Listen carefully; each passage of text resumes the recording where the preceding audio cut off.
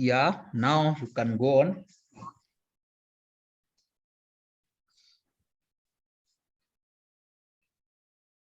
Okay, so good afternoon, everybody. Hopefully, everybody can see the screen. It's a great privilege for me to be able to share with you a few thoughts about the role of physics in medicine. I am extremely grateful to Daniel and all the colleagues in Kenya for the opportunity. I think that what we are going to do today is give you really a bird's eye view of what physics has to do with medicine. Maybe many people don't quite know that, but the history goes way, way back. So I just want to mention that we have online my dear colleague and current president of MPWB,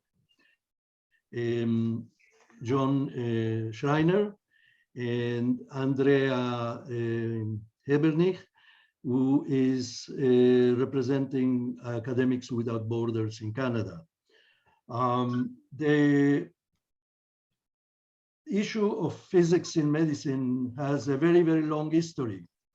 The very earliest records indicate that heat and light were already used many years ago to study the body and to even diagnose and treat some diseases. So I'm not going to have a very exhaustive historical reporting, but just a couple of specific examples. Already about more than 1,000 years ago, in the Middle East, Abu Ali Hassan ibn al-Haytham did some early studies of optics in many fields. And he was one of the first to describe the structure of the eye and to give a scientific explanation of the image formation and how we process vision. So it's a clear application of physical principles to understand how the body functions. Now, many centuries later, in the middle of last century, last millennium, we all know about the great work of Leonardo da Vinci. He was a Renaissance man in a sense that he was doing things in architecture, drawing, sculpture, and science. And one of the main things that he did some work on anatomy. This is an example of drawings where he described the mechanical function of the skeleton, the interaction between the bones, the muscles, tendons, and the forces that they apply, and how are we able to move our body parts. Another example is very detailed descriptions of both the heart, the vascular system, how the blood flows, sex organs, internal organs, and he made one of the first scientific drawings of a fetus in a uterus. So these are just examples. But if we jump several centuries later, at the 17th century, with the beginning of the progress in mechanics and mechanisms, we see a more mechanistic approach to both physiology, leading to developments of what now we would call electrophysiology, biomechanics, and ophthalmology.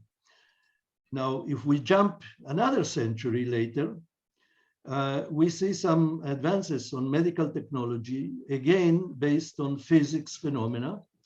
And this happened to be a very, very rapid development during the 19th century. Now, when we talk about medical physics, often today, for the few people that even know about medical physics, the concept that we most likely comes to mind is the medical application of radiation, either for diagnostic imaging, therapy, or clinical measurements. So, and the reason for that, I'm going to show you a little bit about the main reasons for that. That because about 100 years ago, it's now about 120 or 130 years ago, a lot of clinical uses began of radiation in particular. This has to do particularly with the discovery of radiation and radioactivity, which very, very soon after their discovery, they would apply to both the diagnosis and treatment of disease. So let's go about a couple of the main discoveries. In the early days of X-rays, as you know, Röntgen discovered X-rays at the end of 1895, so we are about 125 years later. And this is the first X-ray image that he took of his wife's hand. And you see that his wife was wearing a ring. And in those days, there were certainly not regulations about limiting the use of radiation to medical reasons. But very, very soon after that, this is one of the first images for a medical application, where he X-rayed the hand of a person that got shot by pellets, lead pellets in the hand, and you can see all the pellets here in the hand. So we see that this application was very, very immediate after the discoveries. Now, also in the early days of X-rays, X-ray units were developed and installed on mobile units, particularly to diagnose or to see what's happening with people that were injured, particularly during First World War. Now, the woman sitting here, most likely you won't recognize her, but that's Marie Curie. And she was extremely prolific, not only in her own work, but she was very dedicated in making the technology available to people that needed it. So, introduction. Introduction. Say that again, Daniel. Daniel? Yes, let me try to mute the person. Okay. So we will come back to Marie Curie in a moment, but with the discovery of X-rays and the development of X-ray tubes to produce the radiation, which needed vacuum technology and other things, this is one of the first drawings which depicts the application of an X-ray unit to treat cancer of the breast in France, 1908. So we are talking about perhaps 10, 13 years after the discovery of X-rays. This physician was also an artist, so he basically drew himself applying the X-ray tube. I don't know if you can tell the details, but there is an X-ray tube, and he is controlling in one hand with a stopwatch the time that he wanted to deliver the radiation, and with the other hand is controlling. He jumped about 50 years later, X-rays and gamma rays were developed into applied in devices to treat patients with cancer. And this is one of the earliest Cobalt units developed in 1951. The first applied cancer treatment with this type of unit was in Canada. And the Canadians honored the first application by issuing a commemoration stamp for the application of cobalt. And you can see that the stamp has some decay scheme of the cobalt 60 decays. So if we jump another decade or so, linear accelerators were developed to produce high energy X-rays and beams of electrons. And here is the first application in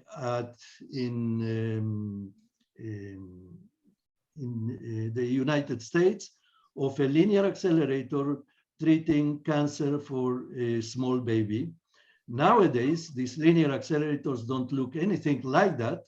And this is a diagram of the inner workings of a linear accelerator, where you have a source of electrons that are being initially accelerated. They are further accelerated in a linear tube by resonant cavities of microwaves.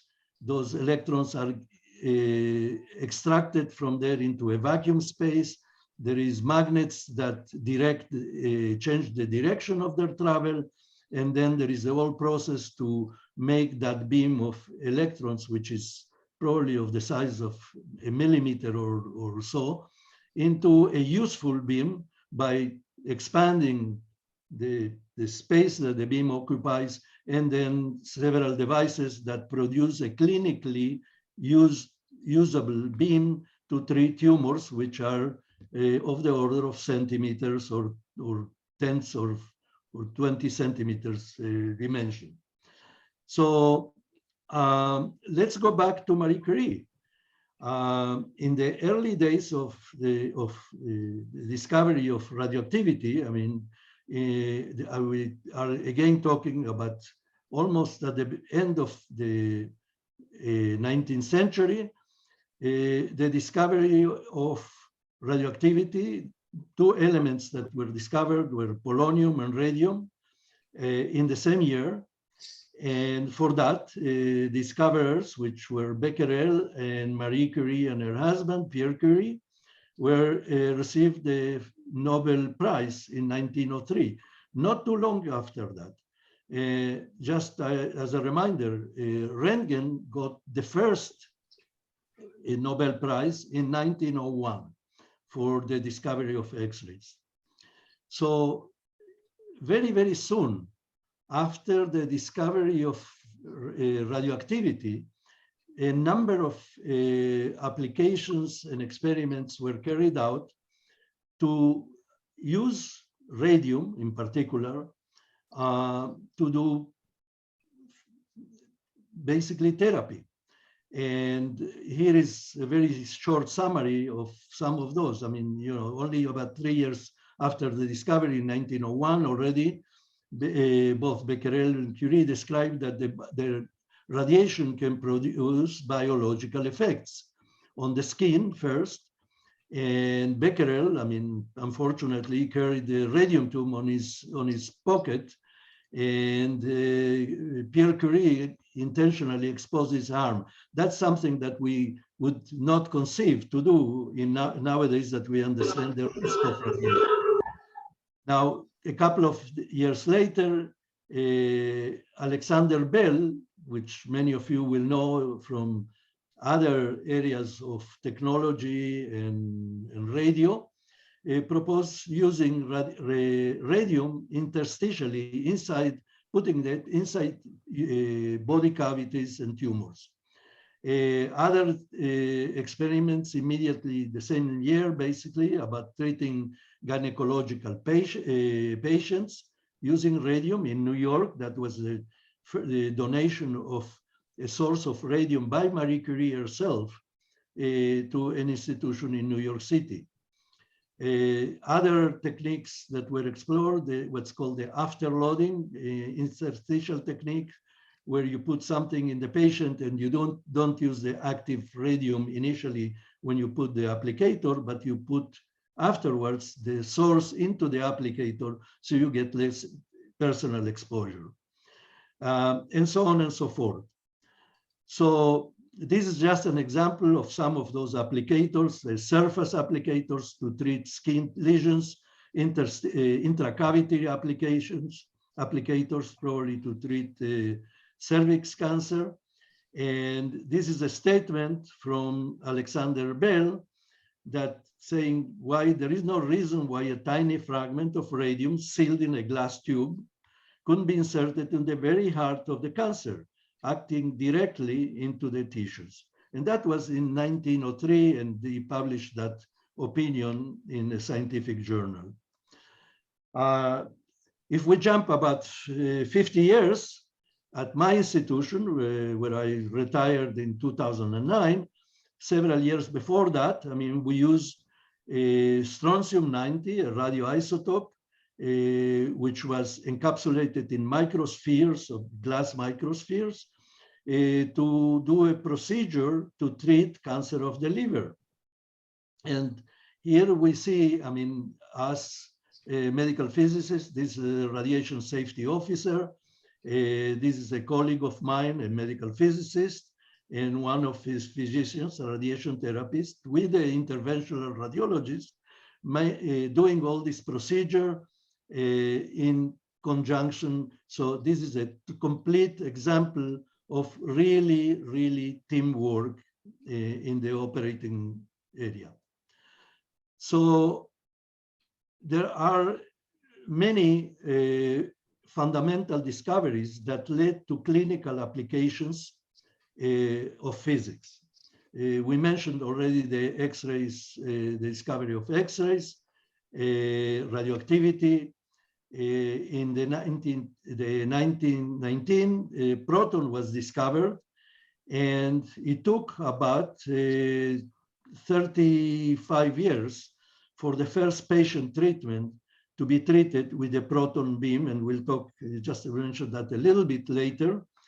In the late 1938-46, nuclear magnetic resonance was developed. Rabi in New York at Columbia University did some work. He received the Nobel Prize in Physics in 1944. Another pair of physicists, Bloch and Purcell, in 52 got also Nobel Prizes. And it took about 40 years to use magnetic resonance imaging in the 1970s. Interestingly enough, the word nuclear was eliminated because people in the population probably didn't like the idea of having something nuclear in medicine. But it's essentially the same effect, and we'll see some short example of how this gets done in order to obtain actual images of internal parts of the body. We mentioned the Cobalt 60 machines, which brought the use of high energy gamma rays in order to spare better lesions, to better spare the skin when the tumor that we wanted to treat was basically deep into the body. In the 50s, we mentioned the development of linear accelerators. These were all technological inventions and not necessarily physics developments by themselves.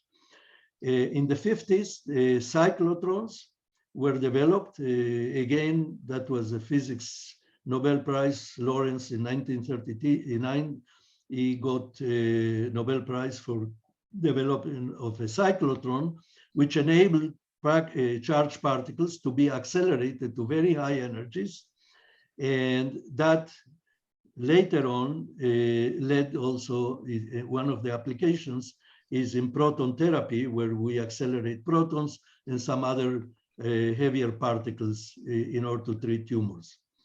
The radiation fields which were created with these machines usually were not necessarily of the shape of the tumors that we want to treat. So there were technical developments like the development of multi-leaf collimators And I'm not going to go into that in future lectures about in this series. I'm sure we'll hear plenty of that. And later on, about 15, 20 years later, the development of what's called intensity modulated radiation therapy, where we not only shape the shape of the radiation fields, but we control the relative intensity of different parts of the field to get a much better dose distribution. So if we look at one of the developments that had to do with the development of computers in the 1960s, already there were some uses of computers to calculate the distribution of those inside the body. This is a very early example from the institution where I trained in medical physics, Memorial Sloan Kettering Cancer Center in New York, where we have an example. There is a patient that has a cervix cancer, and we look here at a transverse section through the pelvic area in the patient, and we see a calculation of lines of what's called isodoses. So lines in that cross section that will receive the same amount of dose, isodose. And the technology was fairly primitive. I don't know how many of you have seen what were called at that time line printers, because there were printers that printed just one line at a time with a head that moved across the paper. And if we look at this isodose lines, the way they were drawn, they were really drawn by pencil.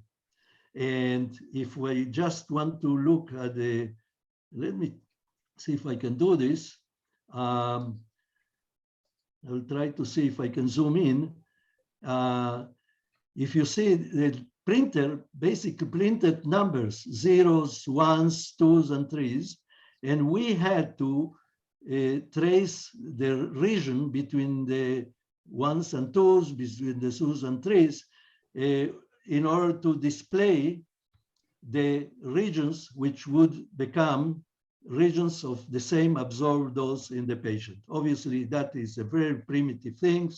Nowadays, we basically have much more developed treatment planning systems, which the use of computerized tomography, we'll talk about that in a moment, can describe the anatomy of the patient and project isodose doses or doses of same intensity.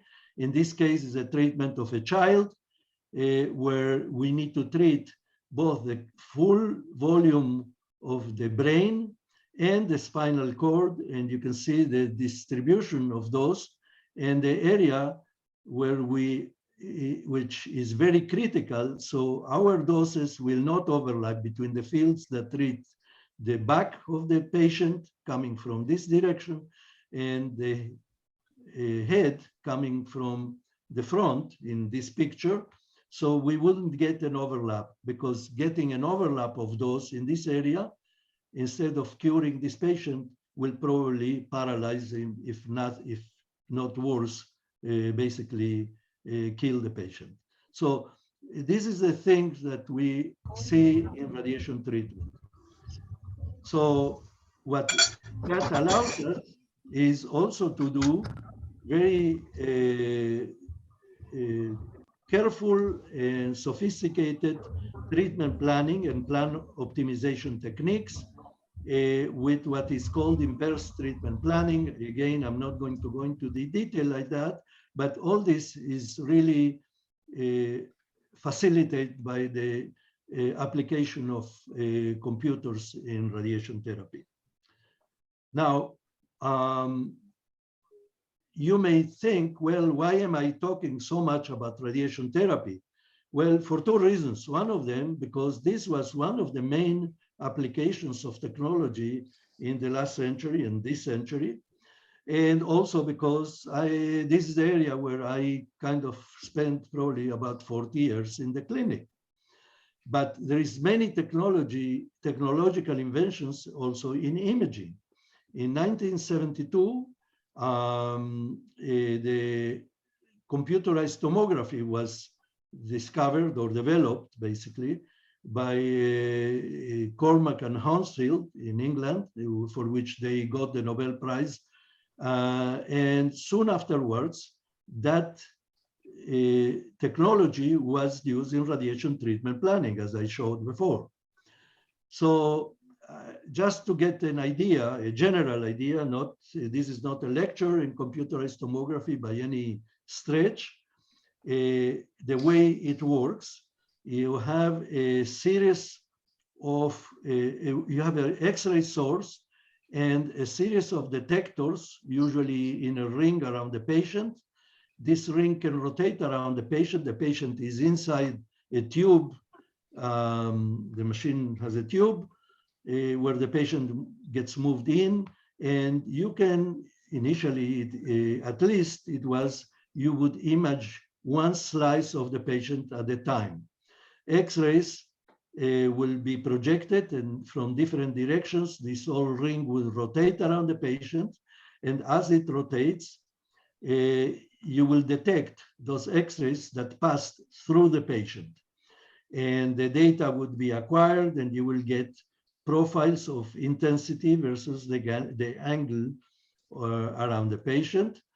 And there is what's called a back projection technology. There are other reconstruction algorithms that can be used.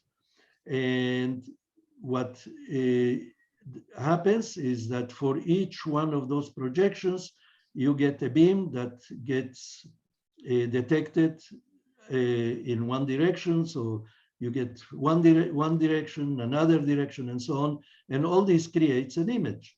Well, this is the first human scan from a tomograph, a computerized tomograph of the patient's head. Just to give you an example, this was a prototype scanner developed by Hounsfield in London. And it took about 5 minutes just to do the scan, and another 5 minutes to reconstruct this into creating this image. And the image had the resolutions of 80 by 80 pixels. If you have an iPhone today, you know that you have probably hundreds of megapixels in the image on your cell phone. So this is, just to give you an example. Nowadays, diagnostic X-rays and CT scanners are used routinely in the clinic, both as X-ray units for diagnosis and for directing procedures, interventional procedures. Also, this is an example of a CT scanner, a modern CT scanner, but those CT scanners can also create images, very, very sophisticated images where you can visualize internal organs, in this case, blood flow in the brain of a patient, the heart. You can even freeze the motion of the heart and do very sophisticated image processing to obtain images that are of very high clinical relevance. So let's move on. This is another example from CT images, which are used to not only diagnose, in this case, disease where crystals deposit in joints in the hand. You can also trace how this respond in time to treatments. So this patient was treated with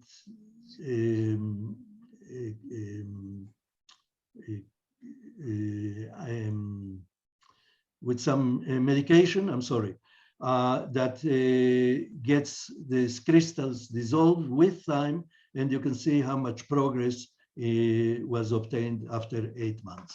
So this is done with what's called dual energy CT, where you have X-rays of 2 different energies, and by applying algorithms, you can take images that enhance chemical components or molecular, different molecular weights at takes. Again, this is the same image that I showed you before, where with the use of imaging in what's called 3-dimensional treatment planning for craniospinal irradiation, we were able to see that this region of the patient's anatomy was going to get too little dose, which eventually could have resulted in the recurrence of his disease. And by applying more sophisticated planning techniques and maybe changing the place where these fields adjoin, we were able to get a more homogeneous transition, and that has to be obviously applied in the clinic. So we work with the radiation therapy technologies that administer the radiation to make sure that nothing that is projected in a computer model or on a virtual patient, it's going to be really implemented in the clinic during the patient treatment for a number of fractions, day in and day out.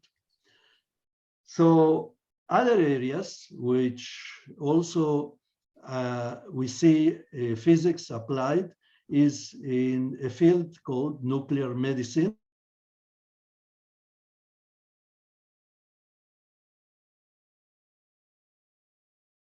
A radioactive material is attached to a chemical engine that it's either injected or drunk by the patient. The radioactive material will have a physical half-life of the material itself, of the nucleus of the radioactive material, but there is also what's called a biological half-life of the agent in the body, and all these things have to be taken into account in studies in nuclear medicine. So the distribution of the radioactive material is measured. Many times it's measured as a function of time. The images yield not just the image, by the images are relatively crude, and I will tell you why. They are not very high resolution most of the time, but the big importance of this is that they will detect a biological function, and sometimes morphological imaging, distorted anatomy, and so on. Nowadays, many nuclear medicine procedures are done in devices that combine the high resolution of the CT scanner with the nuclear medicine device. Nuclear medicine also is used in some procedures of treatment. So a typical device, it's what's called the gamma camera. And the reason it's called a gamma camera, because we detect the gamma rays emitted from the decay of the radioactive material ingested or injected to the patient. And the gamma rays have to be traced back to the patient. There is a camera that will detect them, usually in an array of detectors in 2 dimensions. And you can see here a scan of a whole body scan of a patient. You can see high activity in the bladder because the radioactive material was applied and then concentrates with the urine after it flew through the patient. However, you can see that some of it accumulated in the neck and some in the liver. So this exemplifies the liver metastasis from a carcinoma of the prostate. The isotope is a isotope of technetium-99. which is administered intravenously. It accumulates in the areas of high blood flow, or it's absorbed in the bone, or it can be detected for the fact that there is accumulation of blood, or edema or inflammation, or the angiogenesis associated with tumors that are metastasizing into other parts of the body. So another area, which is another technological invention in imaging, is the discovery of the positron in 1936, and the application of coincidence detection methods, which led to positron emission tomography. That's a different imaging methodology, and basically it's based on the administration of an isotope which is too rich in protons. So typically these are isotopes which are unstable, have very short, usually are relatively short half-life. Examples of this is an isotope of oxygen. Regular oxygen will be oxygen 16. The isotope that is that we are talking here, that it's proton rich, has one less neutron, so there is an imbalance of protons. It's oxygen 15. The same thing for carbon 11, fluor 18. So these are examples. These isotopes are usually produced by bombarding the isotopes that we want to create in a cyclotron. We mentioned the cyclotron as a device which can be used to accelerate charged particles. So the proton bombardment in the accelerator in the cyclotron creates these isotopes, which then decay. The proton will decay, the extra proton will decay, and create it will balance, so there is another neutron created, and a positron emitted. These are positron emitted isotopes, and some radiation emitted. Now, positrons, as you probably know, it's essentially one of the particles that we can call antimatter. So they tend to be short-lived. They do not exist in long term in matter. And so the half-life of those isotopes is quite short. Fluor 18 is 110 minutes, oxygen 18, the half-life is a couple of minutes. So if we were to use this in the clinic, you need a cyclotron next to the place where you are going to use it in the clinic. So we see that the cyclotrons that typically are devices, multi-ton devices in research laboratories are being developed, have been developed, and there are cyclotrons, or what we call pocket cyclotrons, if you want, that are used in a clinic. So you can produce these isotopes, inject them into the patient, wait for the isotope to decay, and while they decay, you detect those the emissions. And the way the emissions happen is for the following reason. If this is the atomic nucleus that is decaying and it's emitting a positron, the range of that positron in matter, mostly human bodies, I mean, so there is a lot of hydrogen and carbon and so on, the range of the positron is only of the order of a millimeter.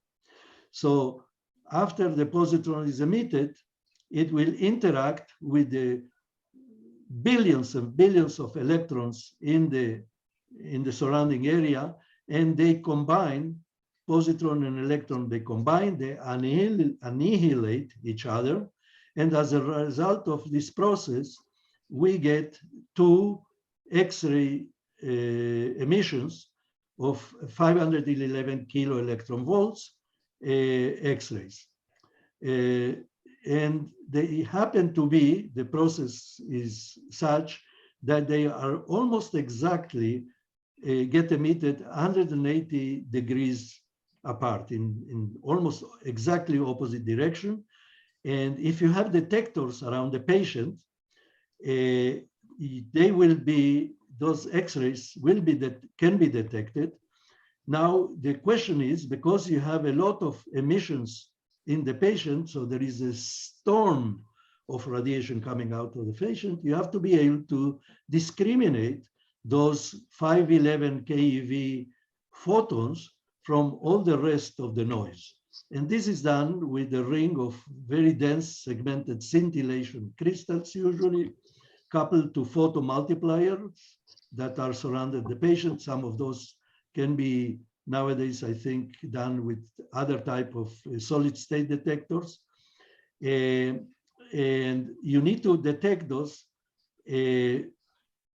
to identify those that come from exactly the same event. So the event happening at this point, you have to be able to, first of all, detect the line of response. So you have two detectors that are exactly opposite, so you can tell that these two events came from somewhere along this line.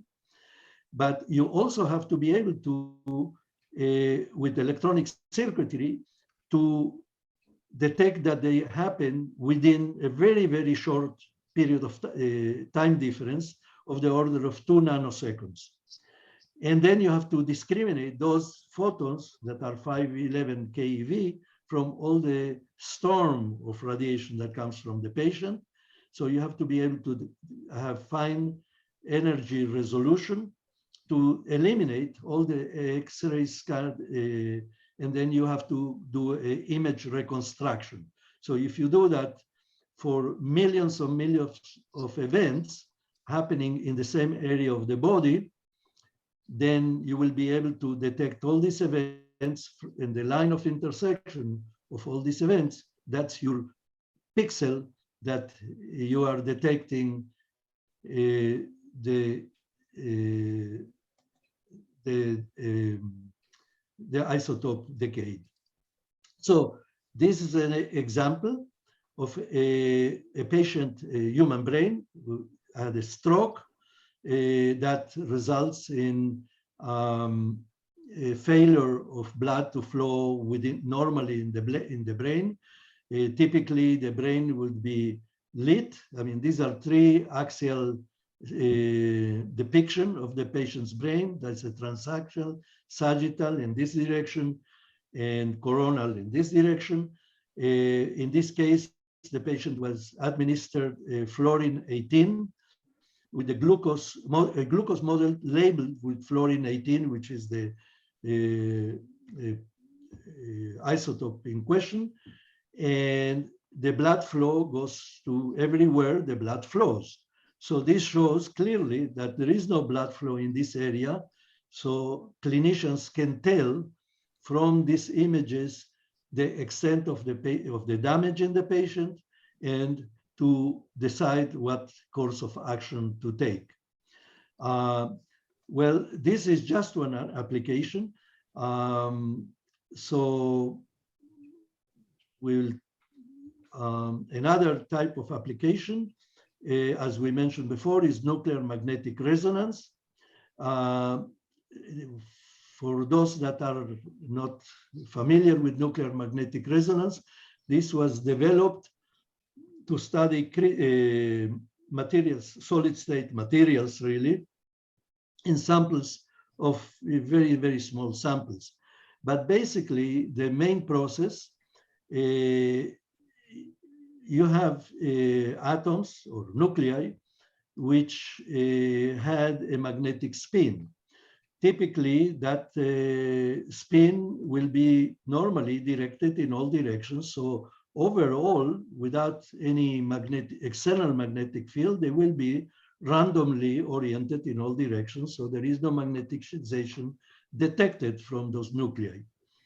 If you apply a very strong magnetic field, you will get that a realignment of those magnetic nuclei. And if they have a dipole, you may have a strong, a big population of spins up, spins down. This is the case of spin 1/2. So some of those nuclei will be pointed up, some will be pointing down. And by and large, it's going to be almost even, except that if you apply a strong enough magnetic field, there will be a slight difference in the amount of those pointing, aligning with the magnetic field in one direction or the other, because of the difference in population with the spin up and spin down nuclei. So how good is that for us from the outside? Well, if you have all this, some of the net magnetization in the direction of the magnetic field, and these fields are of the order of 1 or 2 Teslas, if you apply a radio frequency pulse that is of the proper intensity, frequency, you can flip some of those magnetic spins and create a net magnetization that in the magnetic field will have a precession in the magnetic field, and that will only last for a certain amount of time because thermal energy will destroy that alignment once you take off the radio frequency pulse. And that decay of that alignment that you induced with that pulse will generate an electromagnetic field, which you can detect with the radio coil or radio tuned coil to the proper frequency that will send a signal to a circuit. I'm not going to go to this detail. I mean, that probably is worth a complete new lecture.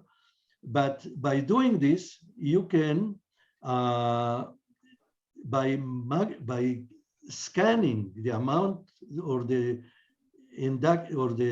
modulating the field itself, you will get images of different areas and different areas in perpendicular direction that respond to that particular excitation frequency. And by doing this, you can trace the magnetization of individual pixels in the patient. This is an example of axial images obtained with different sequences which detect sequences of decay that produce different anatomic features of the patient's internal body. And some of those images will be more sensitive to water, some of them because of the proton density, some of them will detect other physical parameters, but you can see you can see that, I mean, we can use that for very detailed functional anatomy as well as the physical anatomy. You can detect differences in the structure of the body and also its function.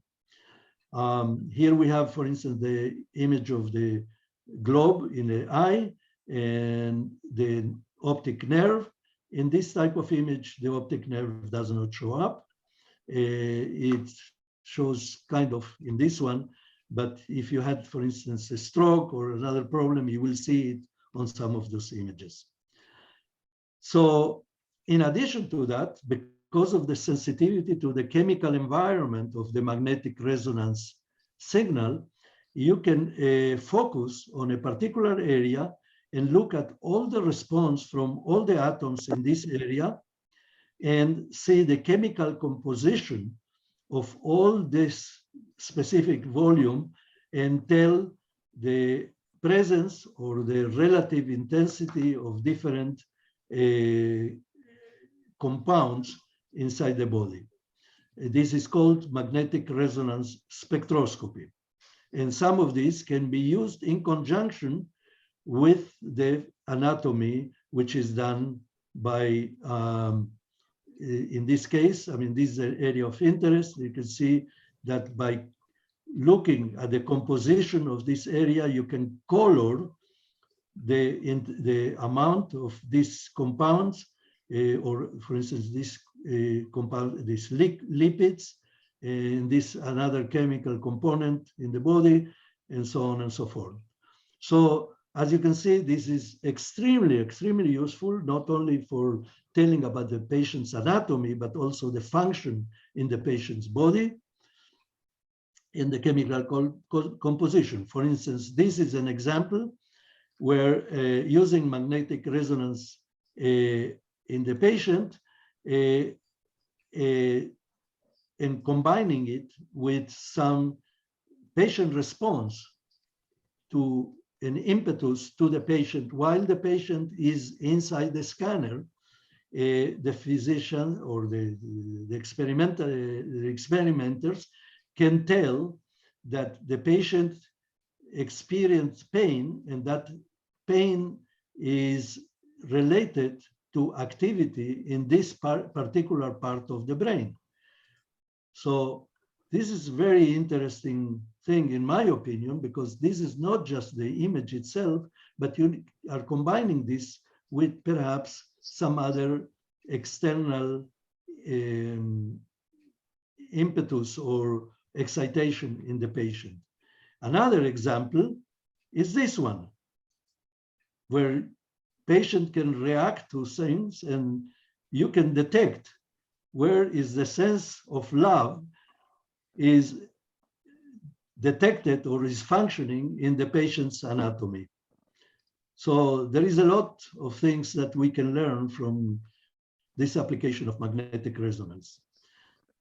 Okay, so from other fundamental discovery, the discovery of the proton in 2019, the first patient treatment with a proton beam happened in 1954, about 30 some years, 35 years later. So this is a modern proton therapy unit where there is a cyclotron that produces protons. In the back of this machine, this is a huge piece of equipment, but it can produce beams of protons that have a specific characteristic that can spare healthy tissue in the patient while we treat tumors. This is from a publication about 10 or 12 years ago about proton beams used to treat a tumor in the patient's brain. And because protons are charged particles, they exhibit an absorption that has a energy, that has a peak at the end of the flight of the proton in tissue. And they basically get abruptly stopped when they lose most of their energy.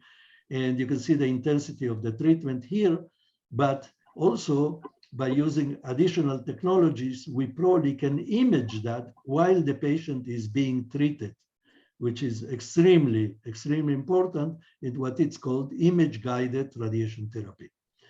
I'm not going to dwell on many of that, but there are a number of different technologies that have been looked into about developing much more efficient and compact systems to accelerate particles. This is from about 15 or 20 years ago. I am not sure about whether this is successful or has been used in the clinic. And so it's another example. So my dear friend and colleague, Professor Jake Van Dyke, which is one of the leaders and co-founder of Medical Physics for World Benefit, he put together a presentation. This goes back to about 10 years ago, and it was about what are the trends in radiation therapy over the next 10 years. and or not just a radiation therapy, but one of them, I mean, these are some examples of things that he predicted, and we can say, well, have we made enough progress? Computer technology will continue to evolve, so we will be able to do daily imaging for real-time optimization and treatment, to adapt, doing calculations based on Monte Carlo calculations of the position of dose in the tissues. These are extremely time-consuming calculations that with regular computer technology about 5-10 years ago would take a good part of a day, so it was totally impossible to do them on a more or less real-time scale, but we are getting close to be able to do that. Automatic patient setup using robotics, installations of equipment that are much more robust, that rely much less in the state of in the artistry of the medical physicists. In the increase of radiobiological models, we need to learn much more about radiobiology.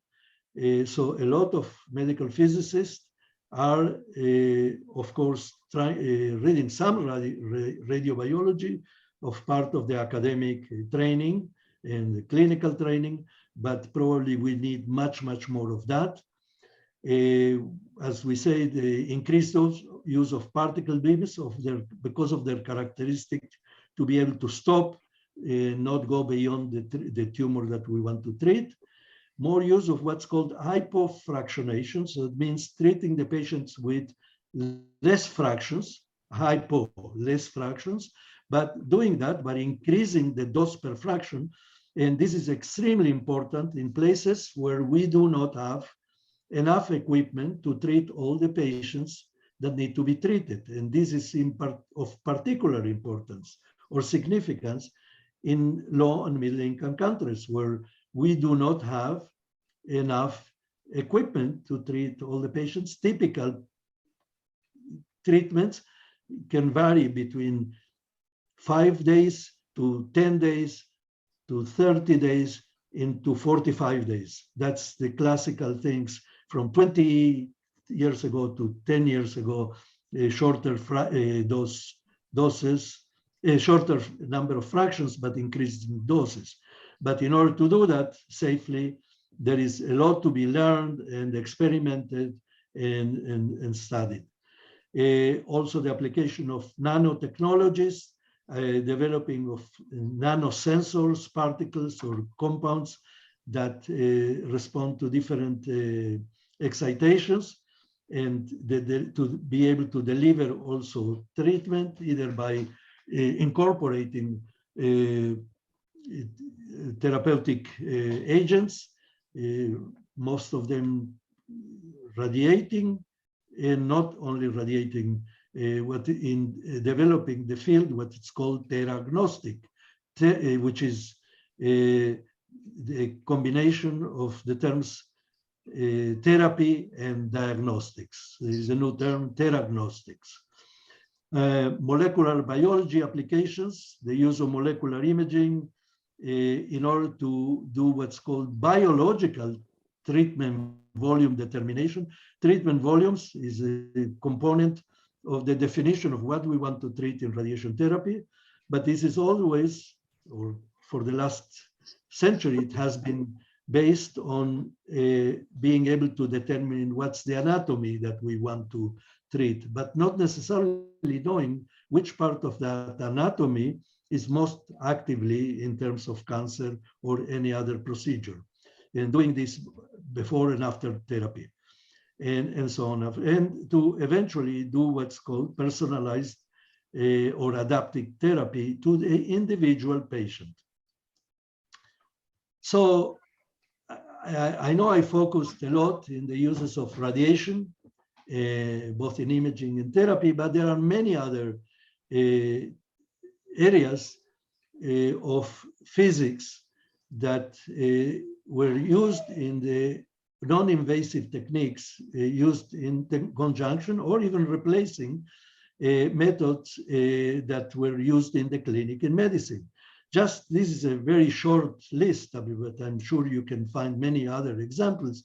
For instance, electrocardiograms to trace the monitor physiological patients in the patient, with electrocardiography, electromyography, which is the study of the muscle responses, electroencephalography, endoscopy, to look inside vessels with optics, in illumination, ultrasound, infrared spectroscopy, pulse oximetry. If anybody is going nowadays to get some blood test or so, they will put a pulse oximeter to measure the amount of oxygen in your blood just by putting a probe into your, on clipping a probe on your finger.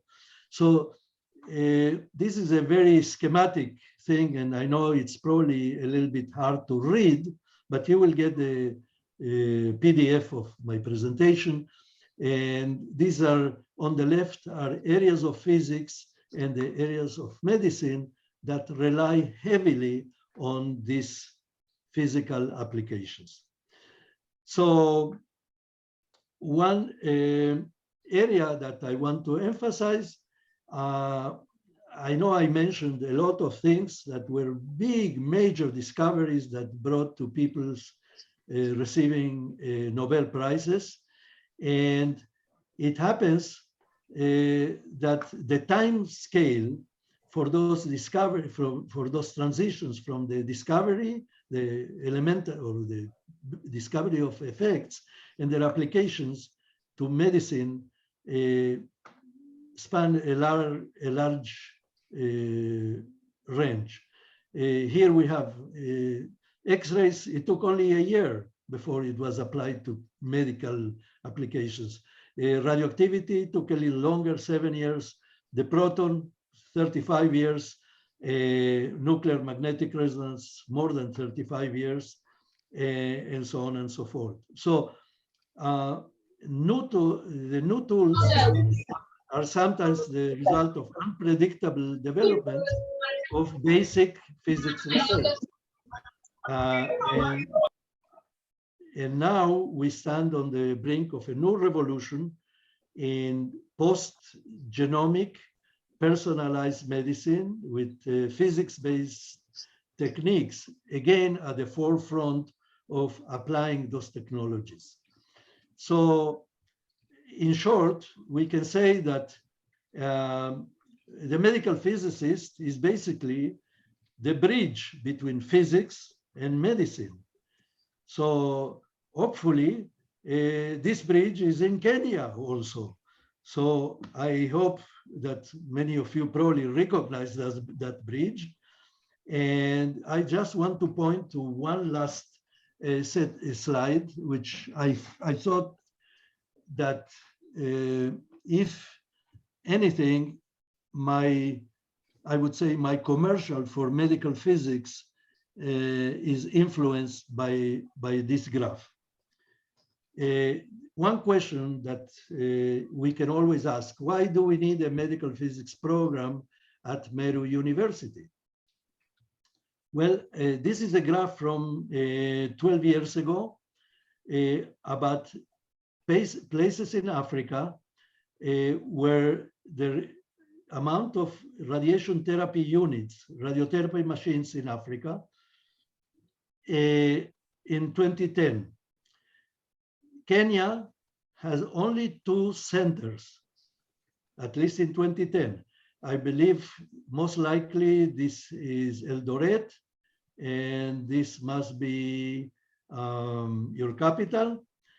And Meru is somewhere around here, under the N in Kenya. And many of these dots are just, each dot is a radiotherapy center. I mean, well, Kenya is not alone. I mean, look at all the places where there was nothing, no radiotherapy centers in Africa, all these white ones. And the South Africa, the only one where there was more than one radiotherapy piece of equipment per million people. So this means that there is not enough machines, or there were not enough machines in Kenya in 2010 to treat all the patients that need to be treated. I'm just talking about radiotherapy. And if I look at that, just as a brief back of the envelope calculation, in another paper that was published by the IAEA, the International Atomic Energy Agency, they projected that in Kenya, the number of fractions needed or happening in Kenya was about close to 400,000 fractions of treatments. Usually that's a quantification of how many treatments a patient need to get. So,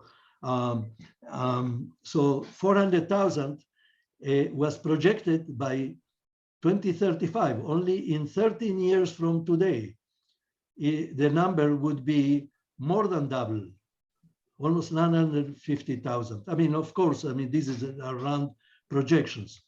But that means that the situation in Kenya, which already there was very bad, because there were only 2 centers with radiation therapy, perhaps only 2 machines, maybe 3.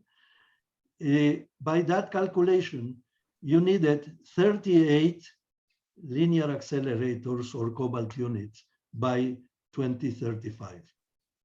Now, that is a huge, huge gap.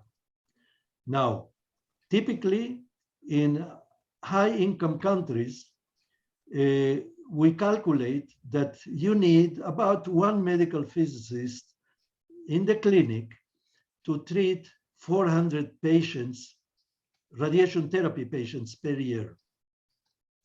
If I do a back of the envelope calculation, I just calculated this morning that that means that you need 80 medical physicists in the clinic. I'm not talking the academia. I'm not talking for diagnostic imaging, just to treat the patients that need cancer care. 80 medical physicists in 2030, in 13 years from today. Well, this is the other thing. It takes a clinical medical physicist to be able to function independently or more or less independently in the clinic is what we call a qualified medical physicist, or clinically qualified medical physicist. I'm sorry, I missed the C in front of the Q. It needs approximately 4 years of undergraduate studies in physics or an allied area, 2 graduate years of a master's, a minimum of a master's on medical physics. That's an academic training, and another 2 years of clinical training, 8 years, and that's a minimum. Now, if we are talking about somebody with a PhD, you need to add another 4 years. So fabricating or creating or generating all these medical physicists cannot be done overnight. The process takes a long time, and you need not only the people to do therapy, which is this 80, but you need also the people that will do teaching, that will do research, and that will do work in imaging and nuclear medicine, and so on and so forth. So I cannot emphasize this enough. I think that the only thing I can say, I hope all of you or most of you will take this as a challenge, because medical physics is an extremely satisfying profession. With nothing else to say about this, I hope to hear some of your questions and concerns. Back to you, Daniel. Thank you very much, Yakov, for the very interesting presentation. Very enjoyable. Now it's question time. Maybe the way you can raise your question is either you raise your hand and then I will be able to spot you, or you can speak up and then we will let you proceed with the question, or you can text it. In case you are not able to speak, you can text it. I will be looking at the text, and so we can voice your question. Maybe I have a quick question that we can start with. Now, myself, I'm very much interested with the instrumentation, especially instrumentation of medical equipment. Do you see any opportunity for people in this side of the world engaging in manufacturing and fabrication of the equipment to support medical physics, Yakov?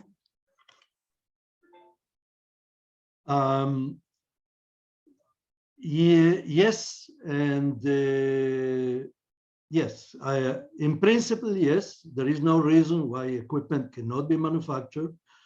But if you look into the insights, for instance, of a linear accelerator, there is a lot of high technology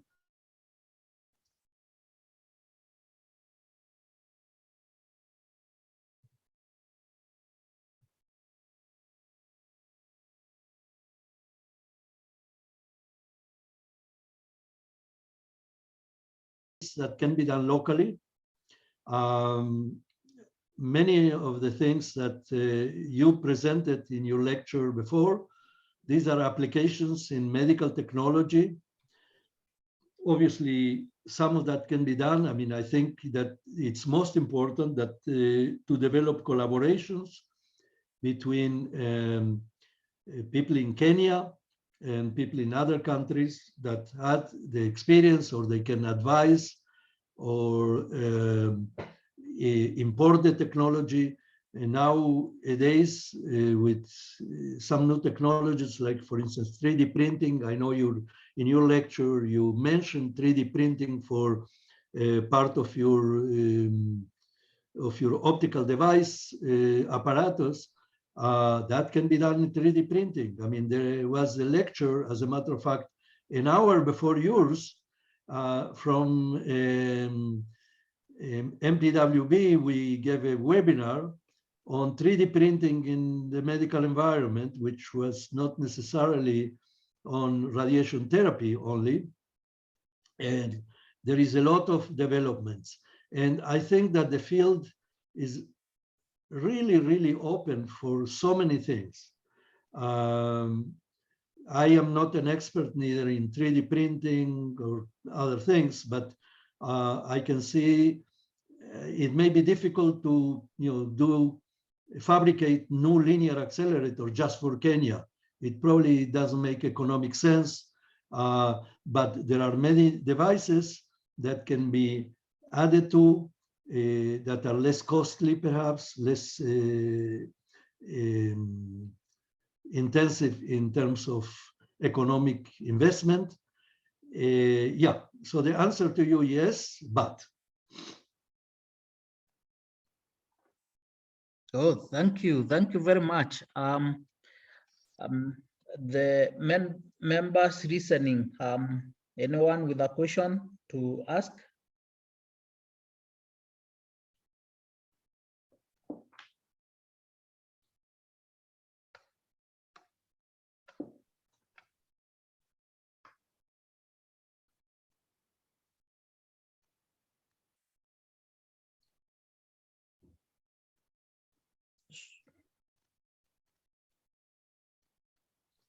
let me ask a question.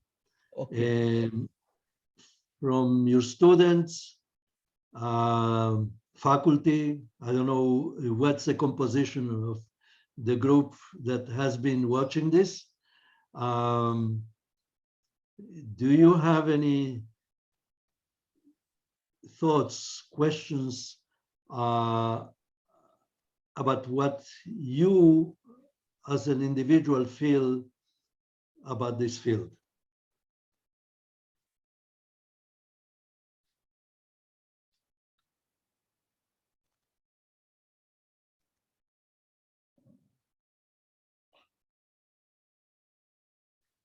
Alex, yes, you can go ahead.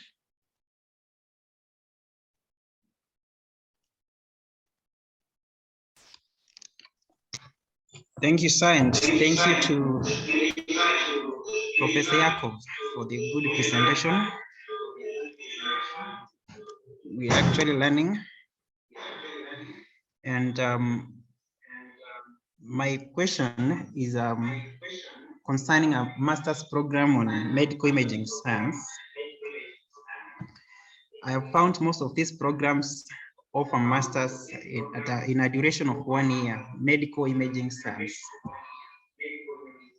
So I've been wondering through your presentation, how close does a medical imaging program of 1 year make one come close into being a recognized medical physicist?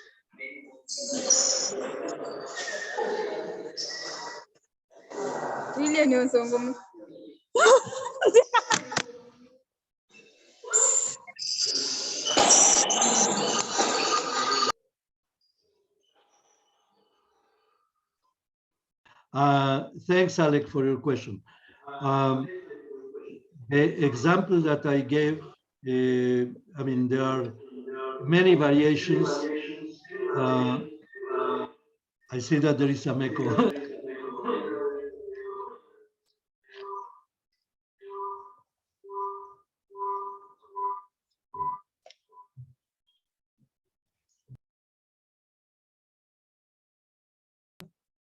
Daniel?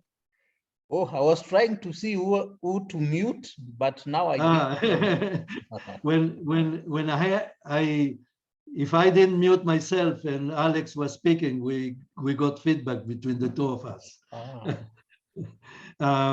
So Alex, this is a good question, because there is no doubt in my mind that this is a major undertaking. And the point I'm trying to make has as difficult as this looks, we have no time to waste. And any progress that we can make, even if it's partial, it's going to be extremely important to the life of millions of people. Okay, and what we are trying to do, this is one of the things that we are right now discussing with Daniel and other colleagues, is what can you do immediately? Well, the first thing to do immediately is to get people interested in the field of medical physics. In parallel to that, trying to develop the academic program that will address the minimum academic topics that you need in different areas of medical physics. And as you saw, I made a point to distinguish between imaging and therapy and nuclear medicine, but there are other areas which are not less important. And the reason I was focusing on those is because those are areas very intensive, with a very intensive interaction with physicists in other clinicians, physicians, nurses, radiation therapy technologists, and so on. And what we need to do is try to see how fast we can move along this path. We are not going to get there in a year, but if we do nothing, it's going to add for 2 years. It's going to take 2 more years to whatever it is that needs to be done.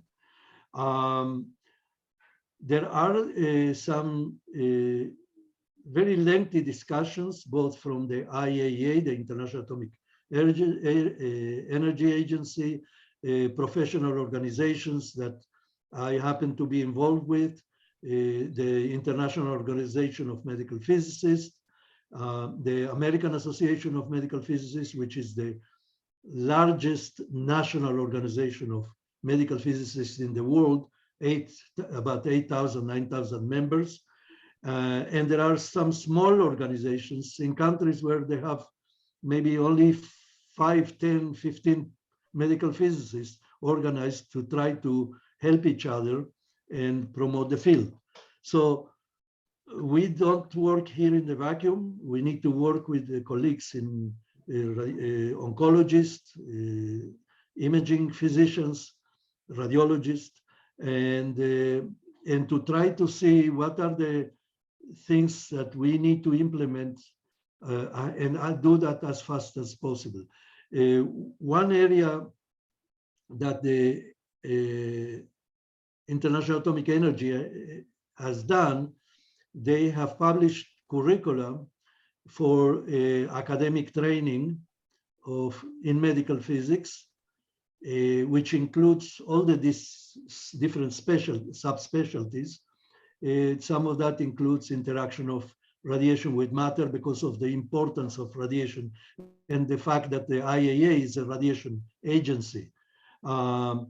And the application of computers in calculations, radiobiology, some of the areas that I mentioned. How do you do that? It's hard work. The first thing is for people to learn, to start studying, taking courses. We just happened to discuss this, brainstorming about this with Daniel just yesterday, and with Andrea Eternig from the Academics Without Borders, which we are trying to put our heads together and try to see how do we move in this direction. We need students. We need students that graduate, bright students that learn about physics, because you cannot jump into this without learning the basics of physics, electromagnetism, atomic physics, differential equations. I mean, all this, computer science, electronics. I mean, you name it. So those are extremely important foundations in order to be able to even approach the topics that are specific to medical physics courses. And then we need faculty. Faculty that maybe there are experts in nuclear energy, but they probably have the background in some of the topics, but they may not be familiar with the applications in medicine. It's very different. There are very, very big differences between designing a nuclear reactor or doing experiments of high energy physics versus a linear accelerator or a cyclotron, but that knowledge is transferable. So somebody that has done research on cyclotrons, it's most valuable to teach some of those courses to medical physicists that need to operate a cyclotron in an hospital. I don't know if, I know that I probably are not giving you a ready-made answer, but these are directions that we need to think of. Thank you. Yes, Jacob. thank you. Yes, I needed to ask another question. We have been discussing with the county government of Meru. They are in the process of setting up a cancer center. So maybe if I may ask, what would be the basic requirement for a cancer center in terms of maybe the facilities that are required, so that a medical physicist can be, we can take a student there for residence or for even the practicals there. And number two, in the university, what kind of equipment, for example, would we need to have for the academic training? These are very good questions. In a clinical setting, if Meru Hospital will get, assuming that they will get a linear accelerator, in the next year, they will need somebody that has experience working with linear accelerators in the clinic of a couple of years, or already having done that. There is no way to bring students to there to run the department, and they will have to be involved with the design of the facility, calculation of shielding for protection of the patients and personnel, the commissioning of the equipment, of the treatment planning system computers. There is a universe of topics that person will have to be familiar, having done it somewhere else. So I don't think that you can just get somebody from academia to come in and say, well, let me look at that and I will do it. So you need that. But having said that, if somebody is in an academic program, either undergraduate, perhaps a seminar or something like that, we discussed, these are the topics in much more detail than what I presented, trying to go and see how does it look in the clinic, besides the pictures that somebody shows on a screen. And, to make periodic visits, have somebody explain, but that's not enough. Seeing something is the first step to understanding, but then you need to be able to practice. The practice, usually, you need to have the background in the graduate program, a graduate level program for the topics. Let's say we talk about the calibration of the linear accelerator, the output of the linear accelerator, how much radiation is produced by the linear accelerator. This is a most elementary function of commissioning the linear accelerator so that they can be used to start or conceivably treat patients. Not to treat, but at least that. You need to know how much radiation, measure it. We need to know how to measure radiation. You have to have at least a course or a lecture course and so on about the methods of measuring the radiation, what instruments you use, and so on. If you can get in your facility a radiation source, not a linear accelerator, but many other radiation source, a detector, dosimeters, electronic equipment to determine, and do some experiments, do half-value layer measurements, etc., that you can do in the laboratory in the hospital, in the university. Then do similar measurements in the hospital where the medical physicist that it's practicing there can show you how to do it. Not necessarily training you, just showing you. And then do some rotations once you mastered at least the mechanics and how do you do things. What equipment do you use? What data you take? How do you calculate things and so on? And then you go to the hospital and do that on the linear accelerator with the radiation therapy physicist that it's already there. And that may take some time. It may take coordination, because the medical physicist at the hospital most likely will be up to his head with the tasks to get that machine prepared to treat patients. And let me tell you, if the hospital bought a piece of equipment for $1 or $2 million, and they build a facility for another $1 million or $2 million, the moment that they get that machine there delivered by the manufacturer, they will be looking at what that therapy, the radiation therapy physicist is doing hour to hour, saying, well, is it ready? Is it ready? Is it ready? When can we treat our patients? I mean, okay, I can tell you from personal experience in a much more gentle situation. In a situation where you have hundreds and hundreds of patients waiting to be treated, and you don't have 3 linear accelerators, so you can treat with 2 while you commission or prepare the 3rd one, it's a very, very difficult situation. So getting that coordination going and working with where are they, is Meru Hospital going to get a clinical medical physicist that will take charge of that department?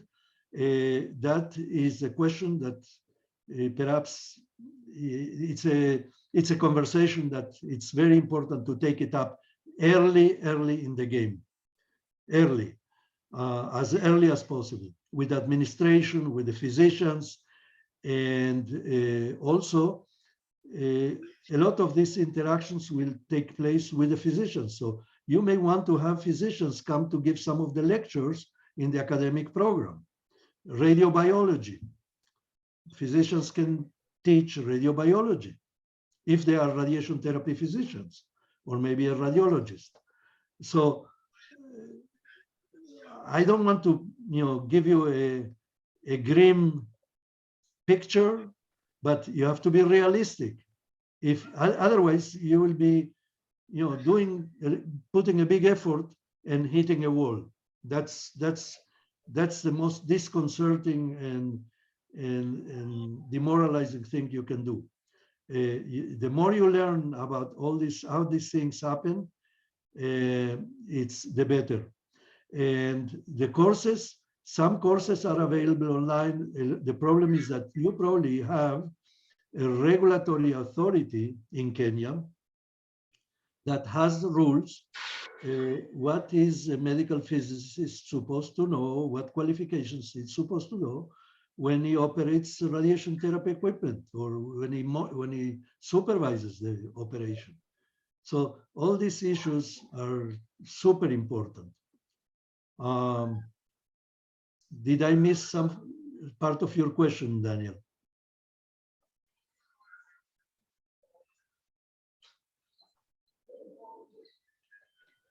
Thank you, Yakov. I think I'm satisfied with the response you have given. I'm seeing Clifford hand is up. Clifford, maybe you have a question? No, Cliff.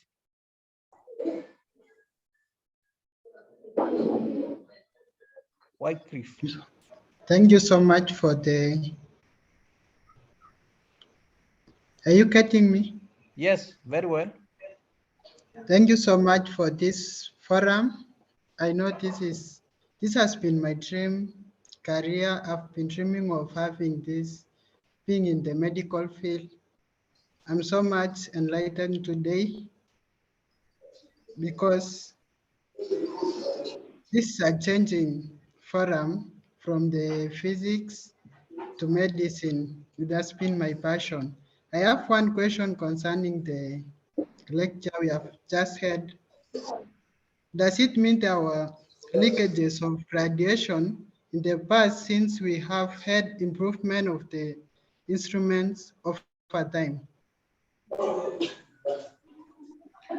Sorry, Patrick, maybe you can repeat the question again. I have not got the question properly. Okay, does it mean there were leakages of radiation in the past, since we have had improvement of the instruments over time?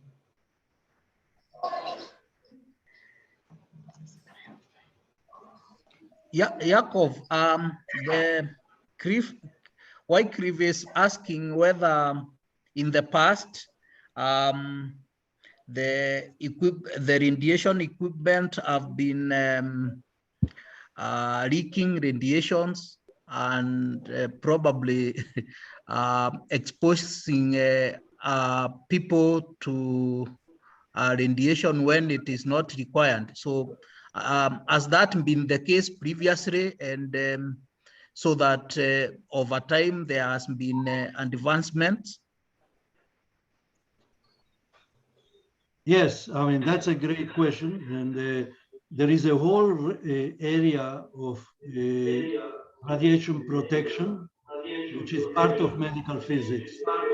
And basically, there is a very clear understanding. I think somebody may have to mute themselves. Daniel, can you mute everybody else? Okay, let me repeat that. There is a whole area of radiation protection, which is part of medical physics. Now, yes, the answer to your question, yes, there are been occasional exposures of people to radiation, unwanted radiation. And this can happen for a variety, for at least two or three different type of situations. One of them is because people were not aware of the presence of radiation. I mean, that's what's called radiation accidents. And that happened in the past, I mean, for radioactive materials, materials that were lost. People didn't know that they were radioactive. They were exposed to them. Also, on equipment, what's called radiation producing equipment. Some of them are based on radioisotopes, like a cobalt machine, a cesium machine, which basically has a radioactive material inside, which gets exposed or blocked according to the need of the particular need at the moment. But most of the equipment designed takes care of shielding the radiation, the radiation levels, so you get only the radiation where you want it, as long as you are familiar with the operation of the equipment, of course. Now, most of the radiation accidents that I am aware in medicine happened for, I would say, two types of situations. One of them is because of an error committed by the people that operated or the equipment, and some of them because of malfunction of the equipment. Okay, I probably could spend a good hour or two just talking about radiation accidents in medicine. But to answer your question, nowadays, most of the radiation equipment has to pass very strict quantification of unwanted radiation. The levels of radiation usually that exist in the environment for all kinds of reasons besides the medical use are fairly well established, and people know about that. There are regulations that require that whenever you operate radiation producing equipment, you are not going to exceed certain levels and from the equipment emitting, and the people operating the equipment have to be trained. And the training has to include not only how to operate the equipment, but also how to position patients in the radiation beam, for instance, and things like that. So what type of quality controls do you have in your treatment of the patient? What kind of processes in the process, what kind of steps you take to verify that the radiation gets delivered to the place where you want it, not the wrong place, that the amount of radiation that you delivered is correct. All this is what's called quality assurance and quality control in radiation therapy, for example. In diagnostics, there have been accidents from time to time because of malfunction of equipment. There have been cases where there was a problem with the, for instance, a CT scanner that the scanner gave an error message to the operator. The operator was not familiar, and it says error. So the operator said, well, I didn't get the image that I expected. Let me push the button on again, and again, and again, and did it multiple times. When the machine produced the radiation for the image, which normally it's at least 2 or 3 or 4 orders of magnitude less than what is used in radiation therapy. But if you repeat it in the same place, and there was a malfunction, yes, you could have an overdose of the patient. Some of those may be relatively minor, some of them could be very serious or even fatal. The majority of cases, this is a small percentage. But that, your question emphasizes the need to have a very strong education and training program, and to build in the process of using that equipment in the clinic to have clear process controls and process design. How do you do things? Did I answer your question?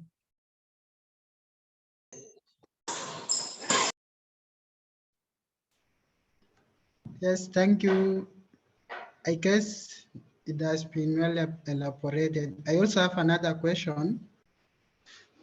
In the medical field also, we see that too much exposure of this radiation can cause rapid multiplication of cells. Is it true? And also, you have said that the use of protons can be used to cure cancer. So I wanted a clear elaboration on that. Let me see if I understood your question. That radiation can cause unwanted effects in the body, and at the same time we use radiation to cure cancer. Is that your question? Yes. Okay, that on the face of it, it appears like it's a contradiction, correct? Yeah. You shake your head, yes or no? Well, Yes. yes, it appears, but this is a clear subject for radiobiology, for a radiobiology lecture, which I hope at some point you have the opportunity to have. But I will give you, I will attempt to give you an answer in a nutshell. Radiation causes, it's absorbed in matter. When radiation is absorbed in matter, it releases energy. Some of that energy gets irradiated farther away in another place, and some of the energy gets released in the form of charged particles, mostly electrons. And those electrons deposit their energy by disrupting cells, molecules. Some of those molecules are in cells. Normally, those disruptions have different types of disruptions. Some of them are what's called repairable damage, and some are unrepairable damage. I'm not going to go into the detail of that. But when you have radiation at very low levels, very low concentrations, most of the radiation is repairable by the body, okay? And the body has mechanisms to repair, particularly DNA damage.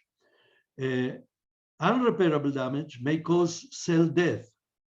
And cell death occurs normally in the body. So if you get a little bit more cell death, it's immaterial. Your body would not even know that. Because if, for instance, if you look at red blood cells, almost all our red blood cells die every 60 days to 75 days. And we get no cells because our body reproduces the red blood cells. So, okay, and we have an oversupply of red blood. That's why you can donate blood every few months to somebody else, a liter or a quarter of a liter. Okay, so if you lost a milliliter of red blood because red blood cells died from those interactions that killed some red blood cells, it's immaterial. Your body wouldn't even notice. But there are some irreparable damage that causes changes, mutations that can create damage which is long-lasting and can reproduce and produce, among other things, cancer. And that's a minority. At very low levels of radiation, there is very unlikely probability for those to happen. And at higher doses, it happens much more frequently. The biggest example, unfortunately, was the atomic bomb at Hiroshima and Nagasaki, atomic bombs at Hiroshima and Nagasaki, where millions of people were exposed to high levels of radiation. And the increase in cancer has been detected, not millions of cancer cases, but significant more than naturally occurring cancers. And out of those, many patients died. Some of them were inherited, but not that many. So if we look at the cancer-producing effect of radiation, radiation is not a very effective producer of cancer. There are other things that can produce cancer much more effective than radiation. Now, when we do radiation therapy, we play in the difference of the ability of cells to repair the damage that radiation causes. That's a lecture for radiobiology of radiation therapy. I'm not going to go into that, but we are talking about levels of radiation, about thousands or 10,000s of more dose, higher dose than the doses from imaging. Okay, so the answer to your question, yes, there is a little bit of risk for using radiation, but the way you use it, by limiting where you irradiate, like in the tumor and not the normal tissues as much as possible, or the amount that you give, that's where you use it to treat cancer versus getting a diagnosis. The other side of the coin is if you can use imaging based on radiation, on ionizing radiation or non-ionizing, like magnetic resonance imaging, is radiation which is not ionizing, non-ionizing, and you get better diagnosis, you are able to save a patient and not letting it die from a disease. So that's in a nutshell.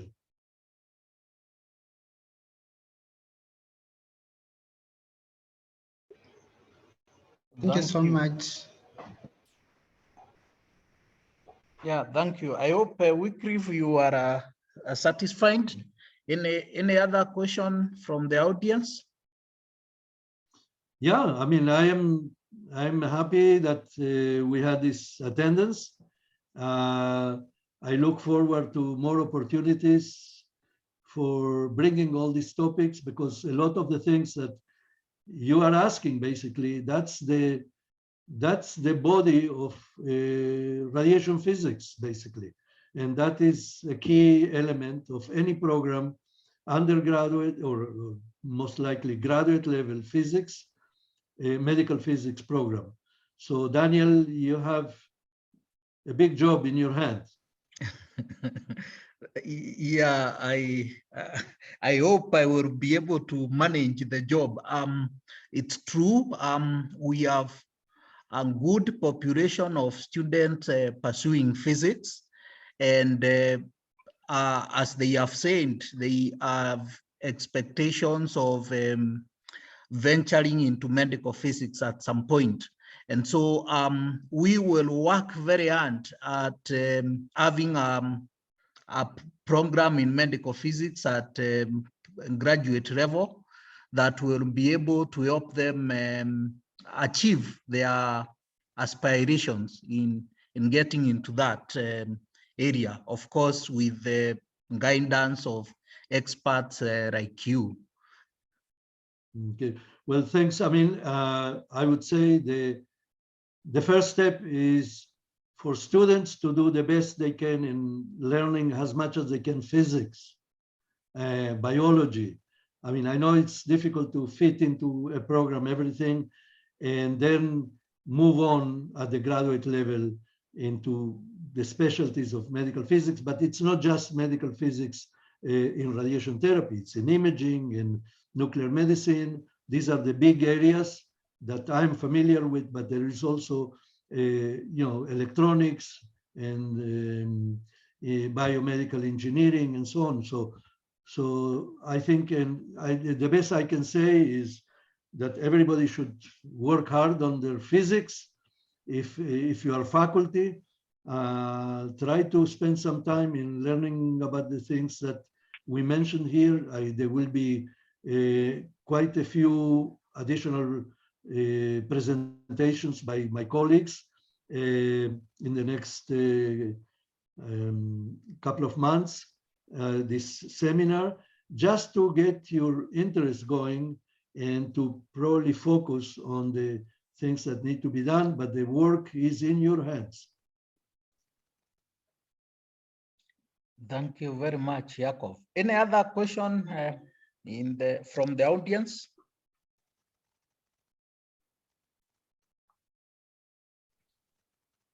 No, it seems we are satisfied here. Thank you, Alex. The team that is attending virtually,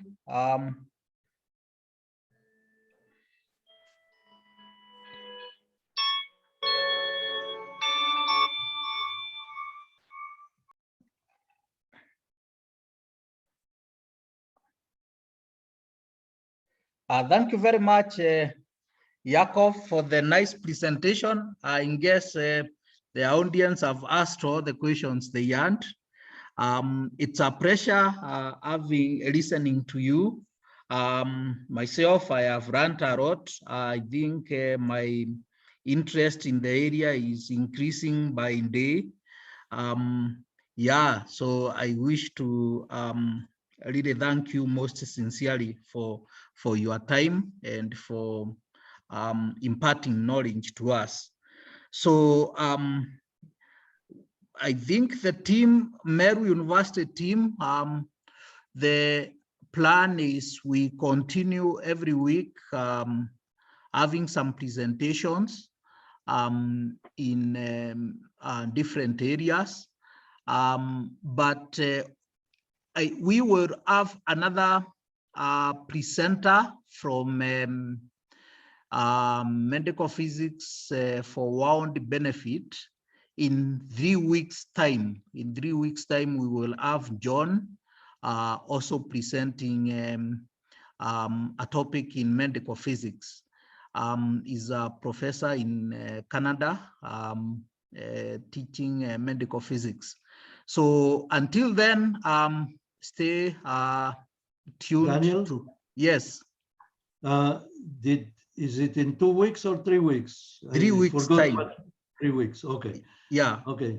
And I will appreciate, Daniel, you can send the PDF that I sent you yesterday. Okay, yes, yes. Feel free to share it with people, and I know I may have left things unclear, so I will be happy to entertain further questions. Even better, you ask them for the next speaker. Thank you. I'm going to share the PDF, and also after we have downloaded the video, we will host it in the university YouTube account so that you can play as much as you want. Yeah. So thank you very much once again, Yakov. Bye. Goodbye. Thank you very much for all this. Yeah, thank you.